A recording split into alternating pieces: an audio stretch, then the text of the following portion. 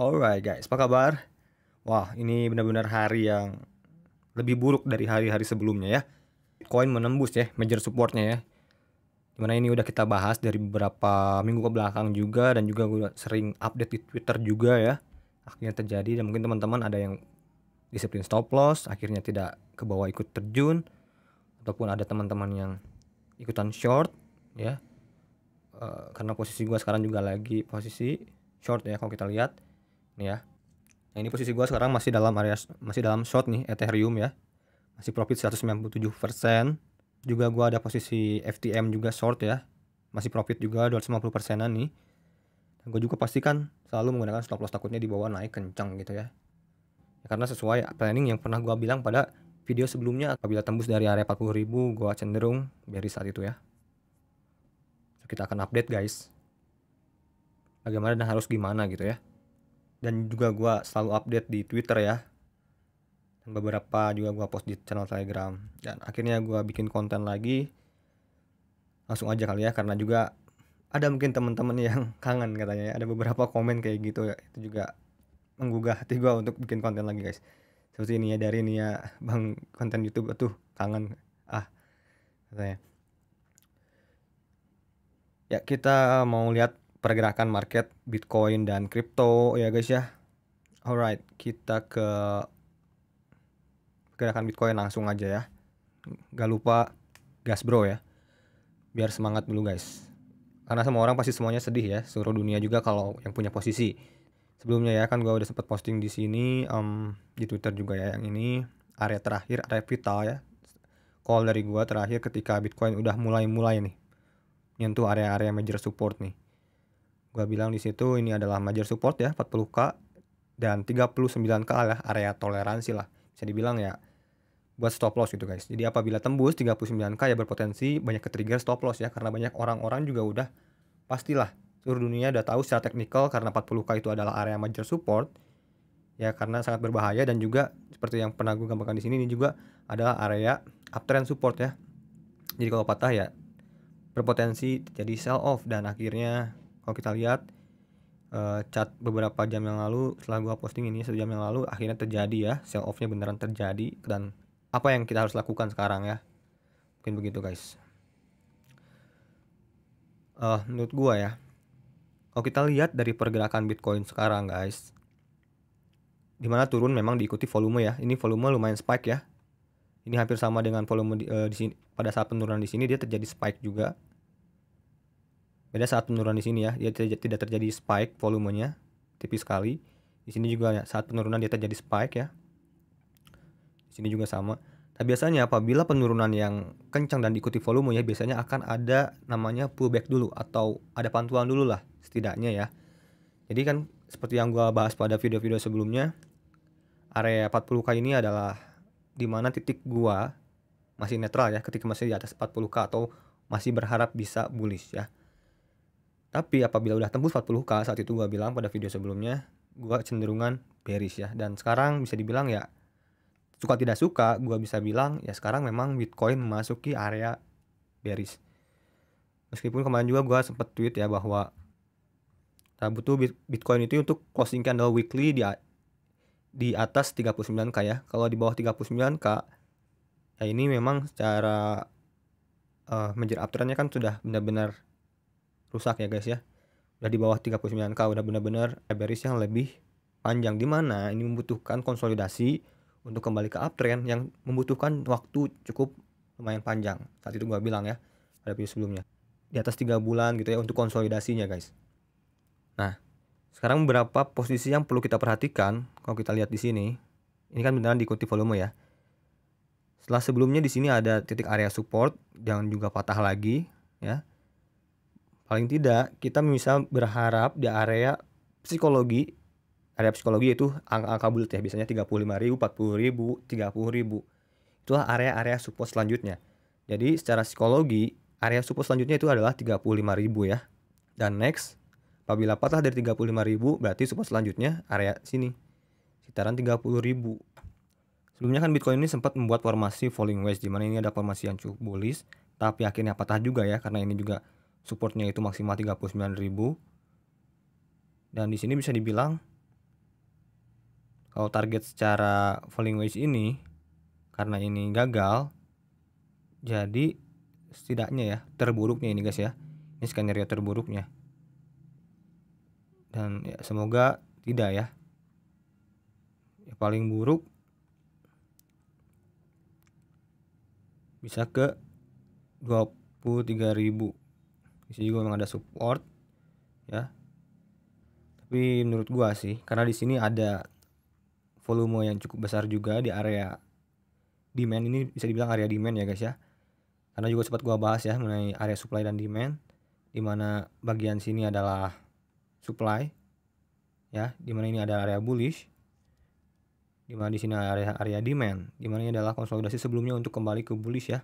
Di sini kan dia breakoutnya, penentuan bullishnya kan. Ketika masuk lagi ke sini dia harus ada demand kembali, harus ada permintaan yang banyak lagi.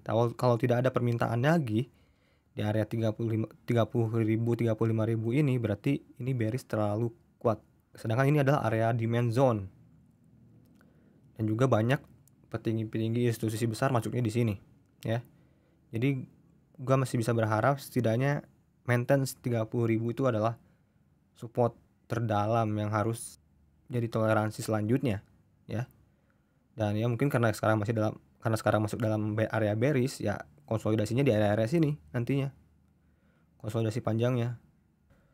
Ya juga mudah-mudahan tidak terjadi ya yang 23.000 ya, maksimal ya 26.000 atau bahkan 30.000 lah maksimal.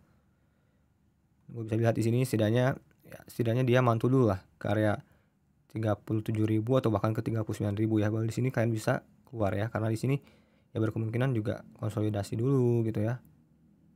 Nah, kalau kita lihat juga ke USDT dominance, ini benar-benar breakout ya.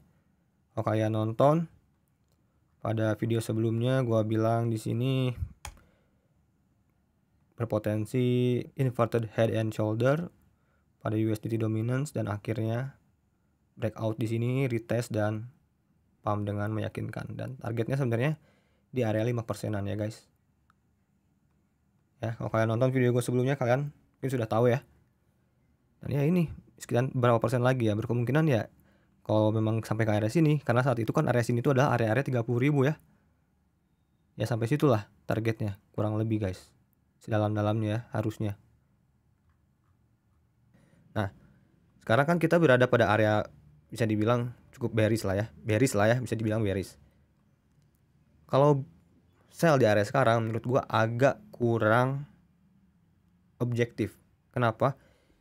Ya kita jual di saat lagi merah-merahnya, dan itu biasanya berpotensi mantul ya, selalu biasanya seperti ini ya. Saat turun bisa potensi mantul dulu. Nah nanti menurut gua kalian bisa keluar apabila ini beneran bisa mantul ya, bisa keluar di area support sebelumnya yang jadi resisten, bisa keluar di 37.000 ataupun keluar di area 39.000 ya. Oh berkemungkinan ya. Jadi kita berharap di sini 35K menjadi pantulan. Dan juga di sini kalau kita lihat ke weekly sebenarnya terlihat juga ada bullish divergence, tapi tidak confirm di sini ya. Ntar kita ganti chartnya. Ini ya guys ya. Dari sini dia membentuk higher low, sedangkan RSI sendiri dia membentuk lower low ya. Bisa dibilang ini adalah classic bullish divergence ya. Nah, kenapa gua bilang di sini belum confirm? Biasanya untuk confirm itu juga dibantu oleh MACD guys. Biasanya persilangan MACD ini membantu konfirmasi dari divergence. Contoh yang ini ya, di sini sempat Bitcoin membentuk bearish divergence. Nah ini ya, dan ini terkonfirmasi guys. Di sini kan dia Bitcoin membentuk bearish divergence ya. Terkonfirmasinya di mana? Di sini bersilangan pada MACD-nya ya. Ini bersilangan dan akhirnya turun dalam. Di sini pun untuk konfirmasi ini butuh untuk si MACD ini bersilangan. Tapi sampai sekarang ini belum terlihat. Ya, kita perbesar lagi. Ya. Lihat, ini masih jaraknya jauh, jadi butuh sekali MACD ini bersilangan ya. Apa aja indikasinya yang bisa membuat market ini turun, anjlok? Sebenarnya banyak banget ya. Di antaranya juga seperti market saham Amerika yang di indeks teknologi ya, Nasdaq, ini juga patah dari trennya ya guys ya. Lihat, Dan yang paling parah ini penurunan terhadap Netflix, lihat ya. Terjadi sell off parah banget Netflix, guys. Gila loh. Tapi kalau kita lihat saham Indonesia nih, Composite Index Indonesia, dia malah naik dengan meyakinkan, dia malah membentuk hammer. Ini bullishnya parah banget ya. Kalau kita lihat ini weekly indeks saham Indonesia, malah ini mencapai OTW all time high malah. Gila, lihat hijau-hijau kan. Luar biasa. Oke, dan satu yang menurut gua, ada pandangan gua yang alasan dari gua ya, yang gua lihat selain FUD-FUD yang bertebaran ya, seperti ya Rusia Central Bank ingin ngeban ya kripto. Terus Uni Eropa regulator juga akan ngeban proof of work mining. Spanyol, UK, Singapura juga akan banning iklan kripto. Terus Indonesia juga ada termasuk di sini guys, masuk FUD. Islamic leaders mendeklarasikan kripto haram. Ya. Jadi itulah beberapa FUD, tapi menurut gua salah satu yang paling benar-benar ngedrive ini tuh adalah makroekonominya Amerika ya, dimana ya seperti yang udah ya kita bahas belakang ya, di antara Federal Reserve kebijakannya yang menaikkan rate hike ya. Dan juga menurut gua ada salah satu sentimen yang menurut gua salah satunya gimana caranya Amerika tuh membuat masyarakat Amerika tuh sell off guys, menjual barang. Dimana kan kalau di Amerika apabila menjual aset tuh kena pajak nih ya. Karena kalau di Amerika tuh kalau kita nge-hold ya aset, kalau kita nggak jual ya kita nggak kena pajak. Tapi kalau kita jual, kita kena pajak. Jadi bagaimana caranya orang panik dan untuk menjual gitu guys, supaya pajaknya ngalir gede gitu ke Amerika. Mungkin ya, itu spekulasi dari gua. Salah satunya itu. Sedangkan kan kalau kita lihat secara transaksi, top transaksi, sebenarnya sell off tidak terjadi sangat masif ya. Kalau kita lihat dari big holder. Jadi apabila orang-orang melakukan sell off besar-besaran, berarti pajak yang masuk ke Amerika itu besar. Sedangkan sekarang itu sebenarnya tidak benar-benar terjadi. Nih kalau kita lihat, ini beberapa para holders Bitcoin richers ya, atau terkaya ya. Ini top 100 guys. Kita lihat dari yang pertama nih paling atas, dia secara holding malah masih hold ya. Tidak ada masif penjualan. Lihat di saat Bitcoinnya jatuh parah, dia holdingnya masih di atas. Masih cukup banyak holdingnya ya. Dia masih cukup banyak hold ya. Meskipun ada beberapa sell di bulan lalu ya, di 2021. Yang ini, yang kedua juga masih holding sangat banyak ya. Sempat akumulasi, sempat jual, sempat akumulasi, sempat jual. Juga ini di 2021 ya. Ini yang ketiga, tuh lihat, apalagi yang ketiga ini dia ini malah akumulasi terus-terusan makin banyak nih guys. Ini terakhir di tanggal 22 2022. Lihat tanggal hari ini guys, dia beli 328 Bitcoin loh malah. Di saat Bitcoin sekarang dip-dipnya ya, dia beli sebanyak 328 Bitcoin. Ini gila nih. Holder Bitcoin nomor 3 nih, yang FHQ ini yang pernah kita bahas ya berulang-ulang ya. Ini gila ya orang ini guys. Lihat balance-nya ya, dari tahun 2019 sampai ke 2022 nih semakin banyak malah holdingnya. Nah sekarang buat kita ya nih, gimana ya? Satu, seperti yang gue bilang ya, kita alangkah baiknya menggunakan uang dingin ya, dan pastikan psikologi kalian kuat ya menghadapi ini. Ya caranya satu, kalian punya kegiatan di luar guys, jangan terlalu mantauin market lah. Kalau kalian memang berniat untuk hold ya, kalau kalian berniat untuk hold ya udahlah, kalian misalkan pasrah, kalian staking ya udah pasrah, kalian tunggu nanti di bull run selanjutnya.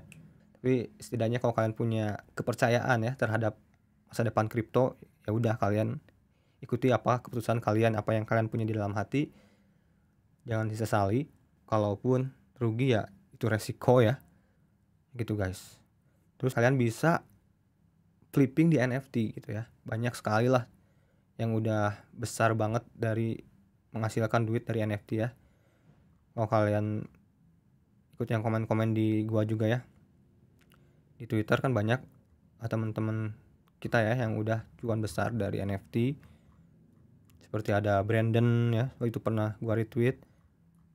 Terus juga ini nih, Rogue XD nih, alhamdulillah berkat video Abang Ihsan waktu hype-nya Tiger Society, Saya jadi bisa beli NFT di Cardano, sekarang jadi terkumpul 7.000 Cardano lebih. Sekarang 170 juta dengan modal awal hanya 5 jutaan. Makasih ilmunya bang ya. Kalau kita lihat di sini gambarnya dia Hot Boss Cat Rocket Club ya. Yang ini nih.